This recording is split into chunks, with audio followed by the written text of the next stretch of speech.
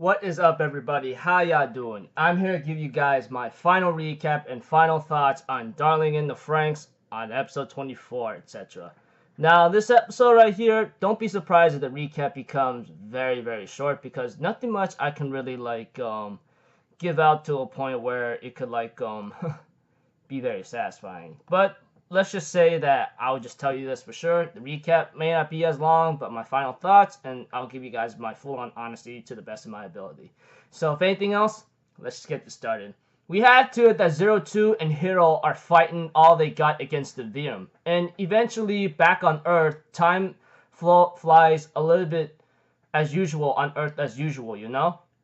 Kokoro-chan and Mitsuru-kun's baby is born. They call it Ai. And eventually, after a couple years pass, Zero Two and Hiro are still fighting against the Virum. Although Hiro's consciousness is almost faded away, etc., with the help of Squad 13 and everyone else who they've been growing together and giving babies, raising children, everyone else, especially Naomi, etc., they end up having to have Hiro reach their voices, and they end up going all out. Zero Two and Hiro manage to put the bomb right into the planet and ends up blowing it up with all the strength they have left, etc.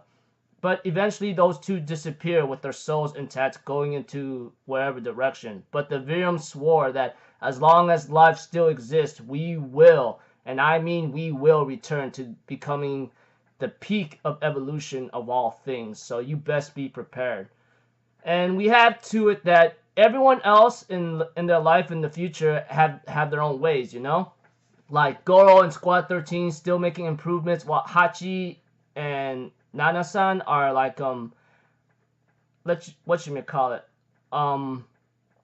are unable to grow into like old people and possibly die. But you know, they keep going to help protect others and help other people out to the very end. And of course, as time goes on, you know, people will die. And you know, the Cloxosaurus decides to remain on Earth and become one with the Earth. And eventually, Earth becomes so beautiful and back to its regular time. While the remaining Squad 13 ends up having children, Ikuno, Ichigo, ends up having to have a baby, you know. Goro and the others, they're living their life to their fullest. All of Squad 13 are living to their fullest. As for Futoshi-kun, he is having a couple babies coming about, which is cute, while Ikuno was about to have a first one. While Goro travels around the world, and we have the Ikuno, who's very old and possibly is about to disappear or die, as you could say it.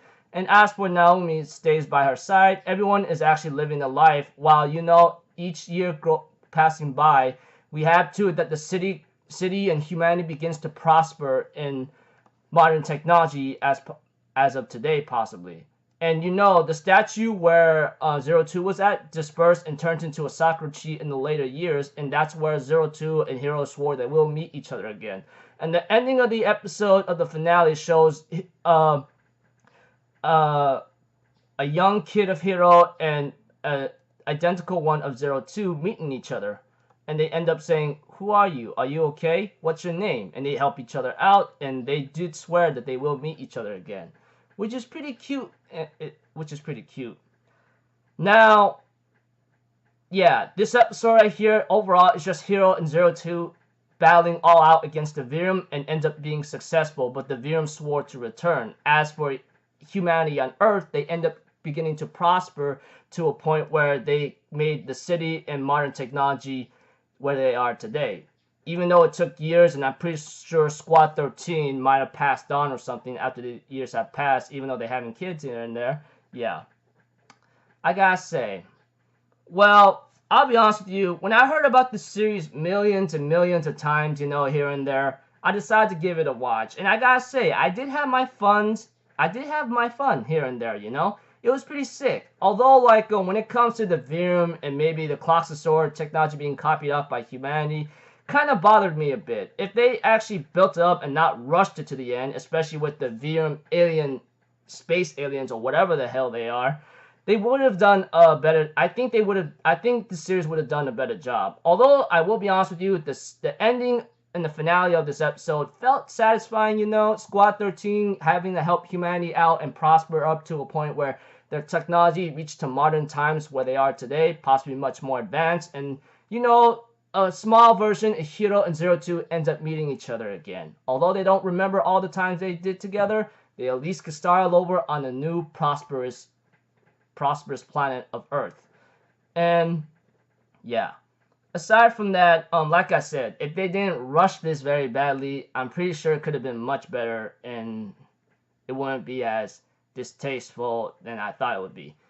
Call me an idiot or throw salt on me or slit my throat, cut my tongue if you want, but the Verum, along with like having a copy of Cloxosaur technology, you know, I really wish it could have been humanity's own technology to fight against the Cloxosaurs instead. And if it was just like the battle between humanity and Cloxosaurs, I think that would have been really nice. If they really wanted space aliens such as the Verum, who showed up like last couple of episodes in a rush format, if they actually built it up, etc., and made more episodes, I don't think I would be complaining hard time about it.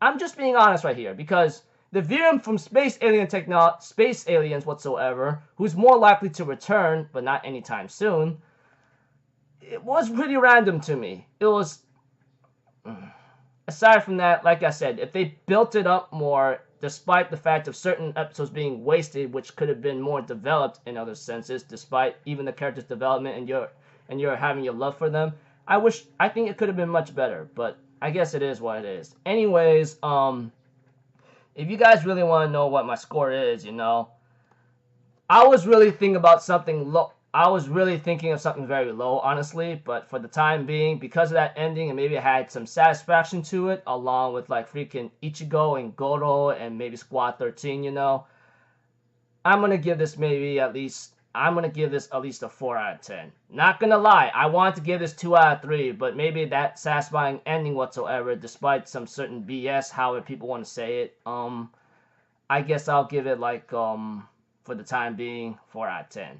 Cut my throat, slice my tongue whatsoever, but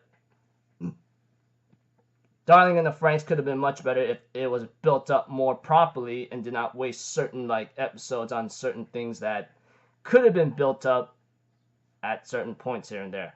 Yeah, I'm very confusing, but overall what I'm trying to say is if they built it up more, it would have been much more better and satisfying in my case. So that's why I'm being a little lenient because of the ending right there of the finale, and yeah.